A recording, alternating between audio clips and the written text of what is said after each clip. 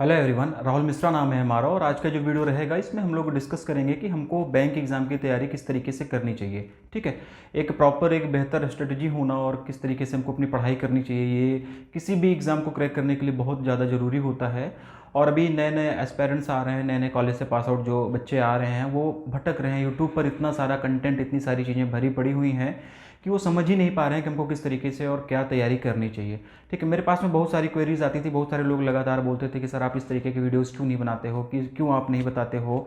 तो मैंने भी बोला कि नहीं, चलो ठीक है, जो नए एस्पायरेंट्स हैं, जो नए लोग आ रहे हैं, जिनको नहीं पता कि बैंक एग्ज़ाम की तैयारी किस तरीके से करनी चाहिए, क्या बेहतर स्ट्रेटजी होनी चाहिए, उन सारी चीज़ों को ध्यान में रखते हुए अब छोटे छोटे वीडियोज़ आप लोगों के लिए लाया जाए। ठीक है, तो सबसे पहले तो अगर हम बैंक एग्ज़ाम की तैयारी कर रहे हैं तो हमको उसका सिलेबस पता होना चाहिए कि क्या क्या चीज़ें पूछी जाती हैं इसमें, क्या क्या उनका पैटर्न होता है, क्या क्या उनका डिफ़िकल्टी लेवल होता है। ठीक है, मैथ्स, रीजनिंग, इंग्लिश, हिंदी पूछी जाती है आरआरबी में, कंप्यूटर, जनरल अवेयरनेस, बैंकिंग के साथ में। और मेंस में अगर हम लोग धीरे धीरे आगे बढ़े तो वहाँ पर डिस्क्रिप्टिव वगैरह भी पूछा जाता है। तो ये हमारा सब्जेक्ट हो गए कि मतलब यही 4-5 सब्जेक्ट जो हैं हमसे बैंक एग्ज़ाम में पूछे जाते हैं। अब इनको कैसे कैसे पढ़ें, कहाँ से पढ़ें, ये सब चीज़ें भी जानना ज़रूरी होता है, क्योंकि बच्चा जब नया होता है वो यूट्यूब पर आता है, सीधे सर्च करता है, तो बहुत सारे टीचर, बहुत सारे लोग मतलब यूट्यूब पर वीडियो बना के डाल रहे हैं और वो कुछ कंटेंट हमारे एग्ज़ाम के लिए अच्छा होता है, कुछ नहीं होता है।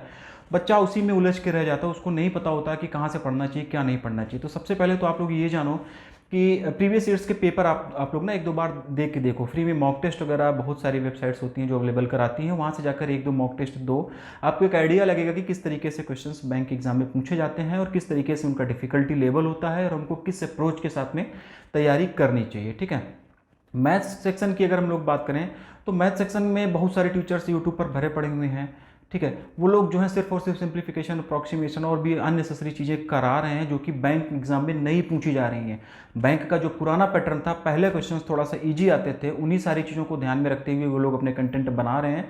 और नए लोग, नए बच्चे, नए स्टूडेंट उसमें जाके उलझ जाते हैं और लगातार वीडियोज़ उनके देखते रहते हैं। बाद में फिर जब पेपर देते हैं तो फिर वही होता है ना कि सिट्टी पिट्टी गुल, उनको समझ में नहीं आता कि क्या पढ़ा था और क्या आ गया। इस तरीके का सिनेरियो क्रिएट हो जाता है। तो मैथ्स को पढ़ने के लिए आपके पास में 3-4 टीचर अच्छे हैं जिनको मैं रिकमेंड करूंगा, वहाँ से जाकर आप लोग पढ़ सकते हैं। ठीक है, क्योंकि वो लोग काफ़ी रिनाउंड टीचर हैं, काफ़ी टाइम से बैंक एग्जाम के बारे में पढ़ा रहे हैं। बैंक और एसएससी का पैटर्न अलग होता है, मतलब ध्यान रखना, दोनों का डिफिकल्टी लेवल, दोनों की चीज़ें अलग होती हैं। बैंक एग्जाम में सबसे बड़ी बात यह भी होती है कि हमारा जो टाइमिंग चल रहा होता है ना, उस हिसाब से हमको ध्यान में रख के करना होता है। और सेकंड थिंग जो ये होती है कि इसका डिफिकल्टी लेवल एसएससी से थोड़ा सा अलग होता है। इसमें आपकी स्पीड मैटर करती है, इसमें आपकी एक्यूरेसी मैटर करती है। टाइम आपके पास में कम होता है, चीज़ें ज़्यादा करनी होती हैं, तो हमको अपने उस हिसाब से तैयारी करनी होगी, उस हिसाब से हमको अपनी अप्रोच डेवलप करनी होगी, उस हिसाब से हमको अपनी शॉर्ट ट्रिक्स, मतलब ये सारी चीज़ें करनी होंगी। तो उसके लिए हमको कहाँ से पढ़ना चाहिए, कैसे क्या करना चाहिए, तो मैं बताऊँगा कि यूट्यूब पर आप लोग सर्च कर सकते हो। सुमित सर हैं, ये बढ़िया पढ़ा रहे हैं मैथ्स में। ठीक है, इनको आप देख सकते हो। ये मेरा ओपिनियन है, इनको इनका पढ़ाया हुआ मुझे बढ़िया लगता है और मुझे लगता है कि ये एग्ज़ाम को टारगेट करके exam oriented, bank exam oriented content ही देते हैं। बाकी आप लोग भी देख सकते हो, जिसका पढ़ाया आपको समझ में आया उससे भी पढ़ सकते हो। मैं ऐसा नहीं बोलूँगा कि यहीं से पढ़ना है, लेकिन ये ध्यान रखना है कि जिस भी टीचर से आप लोग पढ़ते हो वो उस एग्ज़ाम को टारगेट करके चीज़ें पढ़ाएं, जो एग्ज़ाम का डिफिकल्टी लेवल है, जो मेंस में जिस तरीके के क्वेश्चंस आते हैं उस तरीके की पढ़ाई मतलब वो टीचर करा रहे हैं या नहीं करा रहे हैं। मैथ्स में आप सुमित सर को फॉलो कर सकते हो। और अभी कैरियर डिफाइनर करके एक टीचर यूट्यूब चैनल है, वहाँ से भी बच्चे, मतलब वो सर भी बढ़िया पढ़ा रहे हैं, वहाँ से भी आप लोग जाकर देख सकते हो। एग्ज़ाम को टारगेट करके एग्ज़ाम ओरिएंटेड चीज़ें ही पढ़ा रहे हैं, यहाँ से आप मतलब देख सकते हो। बाकी अननेसेसरी इधर उधर उलझने से मतलब अच्छा है कि आप गलत जगह ना जाके सही जगह पे आप लोग जो है अपना टाइम यूटिलाइज करें। ठीक है, और अगर आप नए हो ना, अगर आप बिल्कुल बैंकिंग का बेसिक्स नहीं पता कि किस तरीके से एग्जाम होता है, क्या क्या पूछा जाता है, तो सिर्फ यूट्यूब के भरोसे ना रहो। आप नॉर्मल सा कोई कोर्स परचेज करो, किसी अच्छे रिनाउंड इंस्टीट्यूशन से एक पूरा कोर्स का परचेज करो, और वहाँ पे जो भी टीचर्स होंगे, जो भी फैकल्टीज़ होंगी, वो काफ़ी अच्छे मैनर्ड वे में, प्लान्ड वे में आपको पढ़ाएंगे। वो आपके लिए अच्छा रहेगा। एक ही जगह सारा कंटेंट आप लोगों को मिल जाएगा, इधर उधर भटकना नहीं पड़ेगा, और जो मिलेगा वो एग्जाम ओरिएंटेड रहेगा। क्योंकि यूट्यूब पे तो भरा पड़ा हुआ है, आप यहाँ से पढ़ोगे, कुछ वहाँ से पढ़ोगे, कुछ यहाँ से पढ़ोगे, अल्टीमेटली क्या होगा कि आप कंप्लीट कर भी नहीं पाओगे। सबके अप्रोचेज अलग होते हैं, कोई एग्जाम के लेवल का पढ़ाएगा, कोई ऐसे नॉर्मल अपने व्यूज़ के चक्कर में पढ़ा देगा। तो इस तरीके से चीज़ें चलेंगी, फिर वो आपके लिए बेनिफिशियल नहीं रहने वाला। मैथ्स आप यहाँ से देख सकते हो। रीजनिंग के लिए आए तो रीजनिंग के लिए भी हमारे पास में बहुत सारे चैनल अवेलेबल हैं, लेकिन मैं जिनको रिकमेंड करूँगा, राधे सर को आप देख सकते हो, ठीक है। अंकुश लांबा करके हैं, ये भी बढ़िया रीजनिंग पढ़ाते हैं, यहाँ से भी आप देख सकते हो। अनुकूल सर हैं, वो भी बढ़िया पढ़ाते हैं, वहाँ से भी आप रीजनिंग जाके देख सकते हो। और रीजनिंग में सबसे पहले आप लोग क्या करो कि अपनी बेसिक्स क्लियर करो, एक बार उसका सिलेबस जानो कि क्या क्या आता है, उसके बाद में अपनी प्रैक्टिस करो। रीजनिंग कंप्लीटली प्रैक्टिस पर डिपेंड करता है। जितना ज़्यादा से ज़्यादा आप लोग प्रैक्टिस कर पाएंगे उतना ज़्यादा से ज़्यादा एग्जाम में क्वेश्चंस को अटेम्प्ट कर पाएंगे। पजल पर, सिटिंग अरेंजमेंट पर, इन सारी चीज़ों पर ज़्यादा फोकस करो, क्योंकि मैक्सिमम क्वेश्चन यहीं से आते हैं। 2-3 पजल आपको देखने को मिल जाएगी, ठीक है ना। उसके बाद में जो ब्लड रिलेशन वगैरह की चीज़ें आती हैं उसको तो आपको करना ही है, वो प्रीलिम्स में आपके काम आएगा। और जब भी आप तैयारी करो ना, ये ना सोचो कि हमको सिर्फ पहले प्रीलिम्स की करनी है, प्रीलिम्स निकल जाएगा तो फिर हमको मेंस के करने, डिस्क्रिप्टिव देखना, नहीं, ऐसा नहीं करना। हमारे मन में ये हमेशा होना चाहिए कि हमको मेंस को टारगेट करके चीज़ें करनी है, मेंस को ही हमको टारगेट करके सारी चीज़ें करनी है, तब जाके हमारा प्रीलिम्स ऑटोमेटिकली निकलेगा। और प्रीलिम्स में बस एक ही चीज़ होती है कि वहाँ पर हमारी स्पीड मैटर करती है। और अगर आपका कॉन्सेप्ट क्लियर है, चीज़ें आपको आती हैं, तो स्पीड आप प्रैक्टिस से मेंटेन कर सकते हो। तो यहाँ से आप रीजनिंग पढ़ सकते हो। करंट अफेयर्स के लिए मैं ऐसे मतलब कई सारे चैनल्स हैं जहाँ पे करंट अफेयर्स भी पढ़ाया जा रहा है। करंट अफेयर्स का बहुत ज़्यादा रोल होता है, और करंट अफेयर्स का लेवल अब पहले जैसा नहीं रहा, काफ़ी डीप में जाके क्वेश्चंस पूछने लगे हैं। तो कोई सा भी एक चैनल देखो आप जहाँ पर रेगुलर बेसिस पर कंटेंट अवेलेबल कराया जा रहा है, वहाँ से आप करंट अफेयर्स फॉलो कर सकते हो। करंट अफेयर्स में ध्यान रखना, नेशनल करंट अफेयर्स हमको करना है, गेम्स करना है, किसी की डेथ वगैरह हो जाती है तो वो करना है, अपॉइंटमेंट वगैरह जो होता है वो करना है, लोन अमाउंट का जो होता है उस तरीके के जो क्वेश्चंस होते हैं उसको हमको करना है। और इसके लिए आप अड्डा का भी देख सकते हो, वहाँ से लगातार आपको मतलब डेली अर्ली मॉर्निंग में उनकी क्लासेस होती है, तो वहाँ से आप देख सकते हो। और करंट अफेयर्स वाले पार्ट में बैंकिंग एंड फाइनेंशियल अवेयरनेस भी पूछी जाती है, बैंकिंग ही पूछी जाती है। तो बैंकिंग के लिए तो मैं ऑलरेडी हूँ ही, बैंकिंग में मैं काफ़ी अच्छा मैं पढ़ा रहा हूँ। जो भी कंटेंट है पिछले 2-3 सालों से एग्जाम में काफ़ी क्वेश्चंस यहाँ से आ रहे हैं, और काफ़ी सारे सेलेक्टेड कैंडिडेट्स हैं, उनकी सक्सेस स्टोरी वगैरह आप लोग देखे होंगे। लेकिन फिर भी मैं कहूँगा कि अगर मेरा पढ़ाया हुआ बैंकिंग नहीं समझ में आता है तो आप दूसरे भी टीचर को रिकमेंड कर सकते हो, उनका भी आप देखो, अगर उनका समझ में आ रहा है तो वहाँ से पढ़ो। और पेड बैच लेते हो तो सबसे बेस्ट। अगर आप न्यू कमर हो, आप फर्स्ट टाइम बैंक एग्जाम का दे रहे हो, एग्जाम दे रहे हो, तो आप कोई ना कोई पेड बैच लो। एक बार आपको कंप्लीट सिलेबस से गो थ्रू होना पड़ेगा, तभी जाके चीज़ें आपको हो पाएंगी। ये चीज़ें हो गई। इंग्लिश के लिए सबसे ज़्यादा जो डर होता है, सबसे ज़्यादा जो प्रॉब्लम्स आती है लोगों को, इंग्लिश के लिए कोई टीचर अभी मार्केट में अवेलेबल है ही नहीं। इंग्लिश में जो tense, active, passive, direct, indirect, grammar rule पढ़ाया जा रहा है, बैंक एग्जाम ये सब नहीं पूछता है। इसको पता होने के बाद में इसको सब आप रूल्स रट के चले जाओगे, सारी चीज़ें आपको पता रहेंगी, वहाँ पर आप क्वेश्चन नहीं हिला पाओगे। ये एसएससी के लिए होता है। तो बैंक एग्जाम क्या करता है कि बैंक एग्जाम हमसे क्वेश्चन दूसरे तरीके से पूछता है। बैंक एग्जाम ये जानना चाहता है, बैंक एग्जामिनर जो होता है वो ये जानना हमसे चाहता है कि हमारी इंग्लिश की अंडरस्टैंडिंग कैसी है।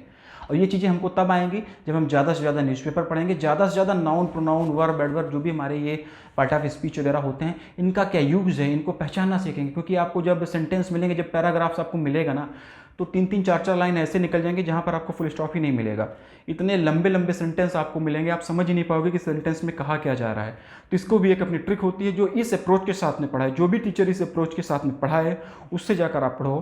क्योंकि ग्रामर पढ़ लेने से और active, passive, direct, indirect, part of speech, इन सारी चीज़ों को पढ़ लेने से बैंक एग्जाम फिलहाल आप लोगों को नहीं निकलने वाला। इसमें चीज़ें अलग तरीके से पूछी जाती हैं। न्यूज़पेपर पढ़ने की हैबिट अपनी आप लोग डेवलप करो, ज़्यादा से ज़्यादा न्यूज़पेपर पढ़ो, इंग्लिश में समझने की कोशिश करो कोई क्या कह रहा है। वोकैब्स पे फोकस करो, क्योंकि वोकैब्स इसमें ठीक ठाक लेवल की आ जाती है। जब हमारा फिलिंग द ब्लैंक्स वाला जो पैराग्राफ हमारा आता है वहाँ पर ठीक ठाक लेवल की आती है। तो इंग्लिश बहुत सोच समझ कर करो। इंग्लिश का कोई बढ़िया टीचर अभी मुझे दिखा नहीं यूट्यूब पर जो इस लेवल का पढ़ाता हो, दिखेगा तो मैं ज़रूर बताऊँगा। लेकिन ये ध्यान रखना कि सिर्फ ग्रामर का रूल जान लेने से, सिर्फ active, passive, direct, indirect, noun, pronoun, verb, adverb, preposition, इन सारी चीज़ों को जान लेने से आप बैंक एग्जाम की इंग्लिश नहीं निकाल सकते हो। इनके यूजेस क्या है, इनको किस तरीके से यूज़ किया जाता है, इनके एप्लीकेशंस क्या है, कैसे हम इनसे क्वेश्चंस बना पाएंगे, ये सारी चीज़ें जानना। डेफिनेशन तो आप नॉर्मली किताब में भी कहीं से लेके पढ़ सकते हो, लेकिन उससे चीज़ें बनने वाली नहीं है। इंग्लिश वाला सेक्शन हमारा ये हो गया। आरआरबीज में हिंदी आती है, तो हिंदी आप लोग थोड़ा सा कहीं से भी मेहनत करके हिंदी निकाल सकते हो। हालांकि हिंदी का वो लेवल अभी नहीं रहा, हिंदी भी थोड़ा सा टफ आती है। लेकिन अगर आप हिंदी भाषी स्टेट से आते हो, हिंदी आपकी अच्छी है, तो हिंदी में थोड़ी मेहनत करके आप चीज़ों को कर सकते हो। कंप्यूटर के लिए भी बहुत सारी पीडीएफ्स वगैरह अवेलेबल है मार्केट में, बहुत सारे टीचर्स हैं जो पढ़ा रहे हैं, तो यहाँ से भी जाकर आप लोग चीज़ें कर सकते हो, देख सकते हो। तो जो 2-3 टीचर्स के नाम बताया मैंने, इनको एक बार जाकर आप लोग देखो, इनके वीडियोज़ अगर अच्छे लगते हैं तो इनको फॉलो करो। और अगर आप बिल्कुल ही नए हो तो आप मैं सीधा सीधा सजेशन बोलूँगा कि नेसेसरी आप टाइम ना खराब करो, क्योंकि साल 1.5 साल आप लोग इधर उधर यूट्यूब में ऐसे खराब कर दोगे, उसके बाद में आपका सिलेक्शन नहीं होगा, फिर जाकर आप पेड बैच लोगे, कुछ फ़ायदा नहीं होने वाला है। ठीक है ना। किसी न किसी एक अच्छे रिनॉन्ड टीचर का, रिनॉन्ड इंस्टीट्यूट का आप एक पेड बैच लो, जहाँ पे जो भी टीचर्स हों वेल क्वालिफाइड हों, काफ़ी पिछले टाइम से बैंक एग्जाम के लिए तैयारी करा रहे हैं, वहाँ से पढ़ो। कंप्लीट पैकेज वो आप लोगों को देंगे और वहाँ से आपको चीज़ें समझ में आएंगी। अननेसेसरी इधर उधर से यूट्यूब पर भटकने की ज़रूरत नहीं है। इस तरीके से आप लोगों को अपनी तैयारी करनी है। मॉक टेस्ट पे ज़्यादा से ज़्यादा फोकस करना है, लेकिन स्टार्टिंग में ही मॉक टेस्ट देना ना स्टार्ट करो। पहले आप लोग अपना सिलेबस कंप्लीट करो, उसके बाद में मॉक टेस्ट देना स्टार्ट करो। अभी बहुत टाइम है और ये सही टाइम चल रहा है बैंक एग्जाम की अगर आप लोग तैयारी करते हो तो कोई भी पेड बैच लेके तैयारी करने के लिए, ठीक है। तो ये एक छोटा सा इन्फॉर्मेटिव वीडियो था जो आप लोगों को बताना था कि किस तरीके से करना है। मेरा फोकस इस बात पे है कि अगर आप न्यू कमर हो तो यूट्यूब पर अननेसेसरी टाइम ना बर्बाद करो। बहुत सारे टीचर बहुत चीज़ें पढ़ा रहे हैं, लेकिन कंप्लीट कोई नहीं पढ़ा रहा है। कंप्लीट अगर आपको मिलेगा तो किसी न किसी के पेड बैच में ही मिलेगा। तो नॉर्मली आप पेड बैच लो, अच्छी जगह से लो, जो टीचर अच्छे हैं उनसे पढ़ो और पढ़ना स्टार्ट करो। प्रैक्टिस मैटर करती है। मैथ्स वगैरह में जितना से ज़्यादा क्वेश्चन सॉल्व कर सकते हो करो। डीआई पे फोकस करो, रीजनिंग में पजल पे फोकस करो, सिटिंग अरेंजमेंट पे फोकस करो। इंग्लिश में न्यूज़पेपर पढ़ना सीखो, आदत डालो उसकी, और जो सेंटेंसेस आ रहे हैं उसको समझने की कोशिश करो, ठीक है ना। नाउन क्लास, फ्रेज वगैरह आते हैं ना, कई काफ़ी बड़े बड़े सेंटेंस आ जाते हैं, आपको समझ में नहीं आता कि कहना क्या चाह रहा है। 4-5 लाइन के बाद में आपको फुल स्टॉप मिलेगा, आपको समझ ही नहीं आएगा क्या इसका सब्जेक्ट है, क्या ऑब्जेक्ट है, इसमें क्या नाउन है, क्या प्रोनाउन है। तो इंग्लिश उस टीचर से पढ़ो जो इसकी एप्लीकेशंस को बताए किस तरीके से चीज़ें हो रही हैं। तो इस तरीके से आप अपनी तैयारी को बेहतर कर सकते हो। मैं फिर से बोलूँगा कि इधर उधर भटकने के बजाय कहीं पर आप लोग पेड कोर्स लो और वहाँ से जाकर अच्छे से आप तैयारी करो। मैं पेड कोर्स का प्रमोशन नहीं कर रहा हूँ, लेकिन जो लोग नए लोग हैं उनको ये जानना जरूरी है कि कंप्लीट कंटेंट आपको कहीं नहीं मिलेगा।